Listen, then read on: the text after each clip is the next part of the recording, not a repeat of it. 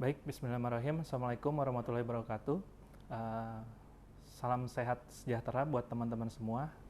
Semoga di rumah dalam keadaan sehat selalu. Oke, hari ini kita masuk ke materi setelah ujian tengah semester, yakni tentang masalah dalam perusahaan. Di minggu lalu, sebelum kita melaksanakan UTS, kita sudah membahas tentang jenis-jenis badan usaha. Nah, badan usaha itu ada tata caranya, atau kita akan menghadapi permasalahan dalam badan usaha itu apa saja. Pertama, kita akan membahas tentang ekonomi perusahaan, di mana dalam ekonomi perusahaan itu ada tiga hal inti. Pertama ada produksi, laba, dan badan usaha. Kenapa ada tiga? Karena pertama, harus ada barang dulu yang diproduksi. Ya, kalau dalam artian kehidupan sehari-hari, barang itu juga bisa dianggap sebagai jasa. Oke. Kemudian, kenapa harus ada laba? Karena dari produksi kita harus mencari sesuatu hal yang menguntungkan bagi perusahaan.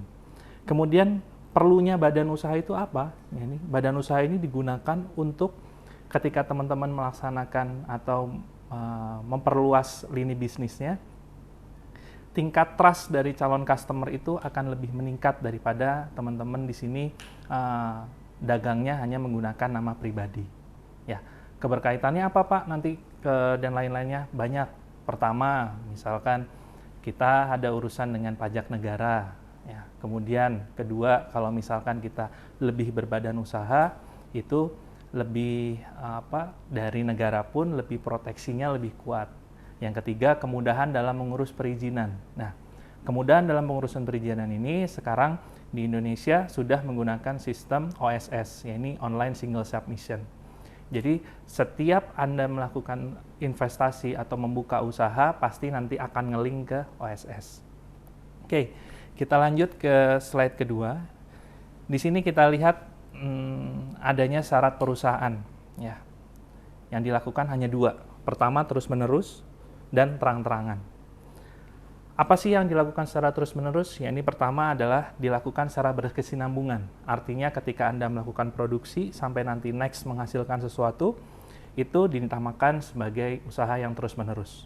Kemudian yang terang-terangan, apa yang dimaksud dengan terang-terangan adalah dibuat di dalam akta yang otentik. Nah, kalau di dalam hukum kita mengenal adanya akta notaris. Jadi setiap teman-teman nanti membuat badan usaha, pasti akan diberikan sebuah akta notaris. Ya, akta notaris ini berisikan seperti gambar di sebelah saya, itu ada nama dan tempat, ya, kemudian ada jangka waktu, kemudian ada maksud tujuan dan jenis-jenisnya. Artinya apa? Di 2018 kemarin ada peraturan bahwa setiap usaha itu harus termasuk di dalam KBLI.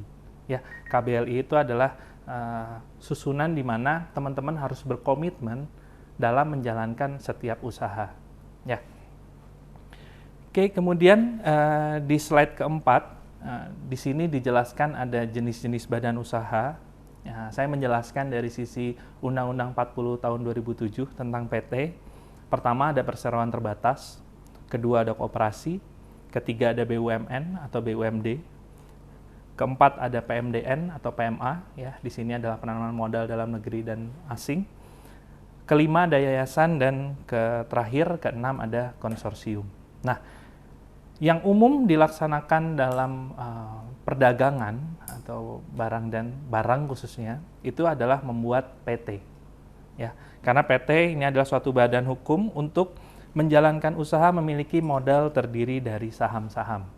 Jadi nanti misalkan teman-teman di sini membuat PT, ya, di situ nanti ada kumpulan saham. Misalkan teman-teman membuat bertiga.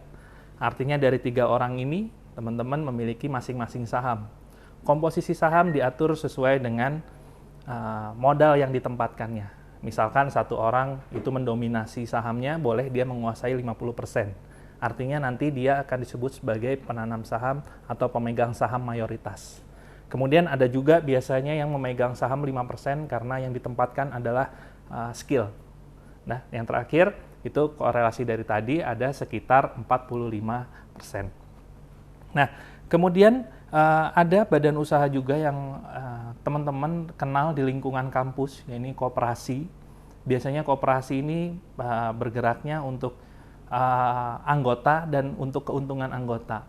Ya, nanti disebutnya ada SHU, sisa hasil usaha, di mana teman-teman bisa berpartisipasi dalam sebuah koperasi untuk mempromosikan produk atau apapun itu sehingga sama-sama menguntungkan. Nah, kemudian ada BUMN dan BUMD. Jadi kalau kita ngomongin BUMN dan BUMD, itu kembali lagi pada konsepsi bahwa BUMN adalah badan usaha milik negara dan BUMD adalah badan usaha milik daerah. Yang artinya apa? Itu dalam tatanan lingkup pemerintahan. Pemerintahan yang seperti apa? Artinya setiap badan usaha yang berlabel BUMD maupun BUMN itu adalah perpanjangan usaha yang dilakukan oleh pemerintah. Ya, yang kita kenal BUMN ada PT Bank Mandiri, ya, kemudian ada BNI, Pertamina, PLN, Telkom, dan lain-lainnya. Itu adalah badan usaha milik negara. Kemudian di sini ada PMDN, penanaman modal dalam negeri, dan PMA, ya, di mana kegiatan menanam modal untuk melaksanakan usaha di wilayah negara kesatuan Republik Indonesia. Artinya apa? Ketika ada investor asing masuk ke Indonesia, itu harus menggandeng salah satu seorangnya dari Indonesia. Contoh yang kita kenal di Cikarang, yang saya pernah alami, PMA itu dia bekerja sama dengan perusahaan lokal, ya, namanya Etika. Nanti teman-teman bisa searching di Google, ya, Etika Industri Farmasi, ya. Di situ ada tulisannya joint venture with KB International Jerman. Nah, itu adalah pabrik farmasi di mana produksinya itu bekerja sama dengan perusahaan farmasi di Jerman. Oke, kemudian ada yayasan, ya. Yayasan adalah satu badan usaha yang non-profit di mana tujuannya lebih bersifat sosial, keagamaan, kemanusiaan, ya, didirikan memperhatikan persyaratan formal yang ditentukan di dalam undang-undang, ya. Dan yang terakhir ada konsorsium, yaitu pembiayaan bersama suatu proyek. Oke. Konsorsium ini terdiri dari banyak PT. Bisa lebih dari 2, bisa lebih dari 5. Contohnya seperti apa? Contohnya ketika kemarin di Cikampek membangun jembatan layang, ya, bisa dilihat teman-teman ada beberapa brand atau PT yang bersatu, ya, melebur menjadi satu, bukan artinya berubah nama, tidak.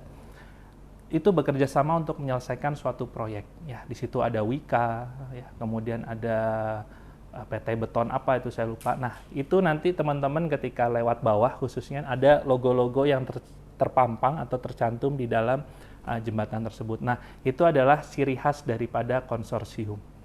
Oke. Kemudian kita lanjut di slide kelima, ya. Ini berdasarkan tempat, ya. Ada berdasarkan alam, ada sejarah, dan ekonomi. Ya, pertama kalau alam kita berbicara pasti sumber dayanya ada di pedesaan, taruhlah misalkan kebun teh.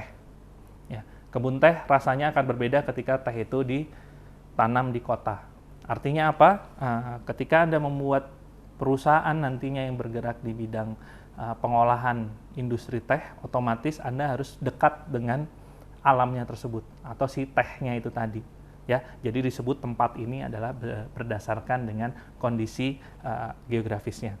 Kemudian ada yang berkaitan dengan sejarah. Jadi dari awal berdiri itu sudah ada. Jadi semacam ada suatu sejarah dulu bahwa di Bandung ini ada pabrik kina. Ya, kalau teman-teman jalan-jalan di Jalan Pajajaran itu ada pabrik kina. Ya, itu adalah pabrik yang sudah lama beroperasinya. Kina itu semacam minyak yang digunakan menjadi oil esensial. Sekarang sudah diolah oleh PT Kimia Farma melalui PT Sinkona Indonesia Lestari. Ya, jadi PT Sinkona Indonesia Lestari ini adalah bagian dari Kimia Farma. Oke, kemudian ada ekonomi. Ya, ini unsur peluangnya itu terpampang nyata. Ya, contohnya seperti apa? Contohnya adalah ketika kita mau nonton film, ya, kalau dulu mungkin belum ada bioskop, kita bingung nonton filmnya di mana. Nah, ada seseorang yang melihat atau mengambil kesimpulan bahwa membuat industri film itu sangat menguntungkan. Artinya, di mana tempat itu ada peluang, di situ didirikan sebuah badan usaha atau yang kita kenal sebagai bioskop. Nah, kemudian di slide ke-6, ya, bahwa di dalam suatu PT itu atau badan usaha pasti ada yang dinamakan kepengurusan. Ya, kepengurusan gini kita bisa lihat dalam organigram, ya, ada nama PT X, itu ada di bawahnya pemegang saham. Artinya kalau sudah pemegang saham, dia sudah pemilik perusahaan. Ya. Kemudian di bawah pemegang saham itu ada direktur dan komisaris. Direktur di sini adalah sebagai pelaksana. Ya, dia menangani baik di dalam maupun di luar pengadilan. Artinya apa? Ketika perusahaan menghadapi permasalahan hukum, itu yang terlibat atau yang menangani adalah seorang direktur. Oke. Kemudian kalau komisaris itu tugasnya hanya satu, yaitu mengawasi perusahaan supaya berjalan sesuai dengan visi misi yang sudah dicanangkan atau disusun oleh pemegang saham, sehingga direktur ini tidak serta-merta menyalahgunakan kepentingannya. Ya, disinilah komisaris itu berperan aktif dalam mengawasi laju daripada perusahaan. Nah, di bawah direktur, ya, itu yang membantunya ada banyak.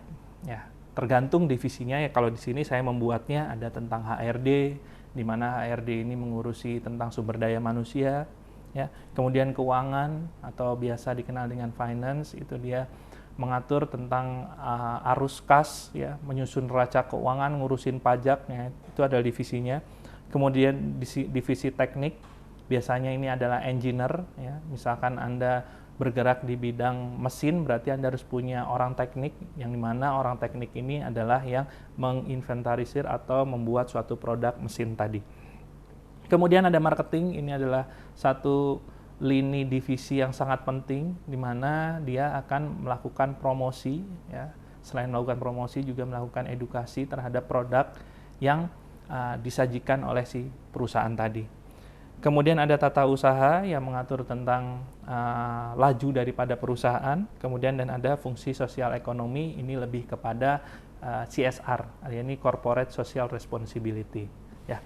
Ini adalah bagian daripada organigram yang ada di dalam suatu badan usaha. Goals-nya dari organigram ini adalah diwujudkannya atau diterapkannya prinsip good corporate governance. Ya. Good corporate governance ini kita kenal ada 5 hal, yakni ada transparansi, ada akuntabilitas, ada responsibility, independent, dan fairness. Ya. Pertama, kalau kita bahas tentang transparansi, artinya setiap sistem atau pelaporan di dalam suatu perusahaan itu harus transparan. Oke. Di 2020 awal mungkin teman-teman sering mendengar dari Menteri Erick Thohir, ya, mengatakan bahwa BUMN hari ini harus melaksanakan fungsi dari GCG. Nah, ini adalah bagian dari GCG. Kemudian akuntabilitas yang berkaitan dengan berapa sih terstrukturnya atau dapat diukur tingkat pekerjaannya. Ya, kalau kita menggunakan anggaran dari pemerintah, pasti disusun dulu maksud dan tujuannya pekerjaan itu untuk apa, penggunaan dananya segimana, dan dicocokkan dengan arus yang keluar. Apakah seimbang atau tidak? Kalau tidak, nantinya akan diaudit oleh BPK. Kemudian berkaitan dengan responsibility, ini ada 2 hal, ada internal maupun eksternal. Kalau internal lebih kepada SDM, ya, Anda misalkan care terhadap karyawan, itu adalah bagian dari responsibility badan usaha. Kemudian ada yang bertindak secara keluar, ya, ini responsibility yang dikenal dengan CSR atau Corporate Social Responsibility tadi. Biasanya di sini CSR ini bertugas untuk mengembangkan daerah. Ya, contoh misalkan di Cirebon. Di Cirebon itu ada batik Trusmi namanya. Ya, batik Trusmi ini dia adalah kumpulan yang diedukasi oleh satu badan usaha, yaitu Pertamina. Ya, melalui Pertamina, melalui gerakan CSR, batik Trusmi itu mulai mengembangkan diri. Ya, jadi bukan berarti dibiayai, tapi di dalam CSR ini ada proses pembelajaran. Ya. Jadi kalau selama ini kita kenal CSR itu selalu berhubungan dengan uang, tapi perlu saya perbaiki bahwa CSR itu lebih kepada kita mengembangkan, ya, potensi daerah sesuai dengan kemampuan dari perusahaan. Ya, jadi diharapkan dari CSR ini perusahaan tumbuh berkembang, masyarakat juga mengikuti. Yang mana nanti ketika masyarakat ini dapat mengikuti, dia dapat berkontribusi terhadap badan usaha tersebut. Nah, itu adalah konsepsi dari CSR. Kemudian independen. Artinya badan usaha juga harus memiliki style atau dia tidak boleh diganggu-gugat oleh pihak luar. Yang artinya misalkan ada pihak ketiga dari luar mau mengurusi badan usaha, contohnya dia mengambil alih atau tidak tercatat di dalam akta notaris, maka itu tidak diperbolehkan. Bahkan sekali berpresiden pun dia tidak boleh ikut serta di dalam pengurusan PT, kalau PT-nya swasta. Ya, kalau PT-nya BUMN berarti pengurusannya harus melalui DPR. Kemudian fairness, di mana setiap produk yang dikeluarkan atau diciptakan itu harus fair dalam artian dari proses produksi sampai Anda menjual itu harganya wajar. Paling pertama yang diharapkan oleh masyarakat adalah harga yang wajar. Oke, baik, ini adalah kuliah di pertemuan ke-6 ya. Jika nanti ada pertanyaan, silakan teman-teman boleh untuk WhatsApp ke saya ya terkait dengan apa sih Pak, bagaimana perusahaan itu didirikan ya, apakah harus menggunakan modal yang sangat besar, kemudian kalau saya trading saya harus kemana. Nah, silahkan teman-teman untuk menghubungi saya melalui WhatsApp, silahkan. Kalau melalui Instagram saya jarang bales ya, biar forumnya resmi aja, jadi teman-teman saya arahkan untuk menghubungi via WhatsApp. Baik, perkuliahan hari ini saya sudahi. Terima kasih. Assalamualaikum warahmatullahi wabarakatuh.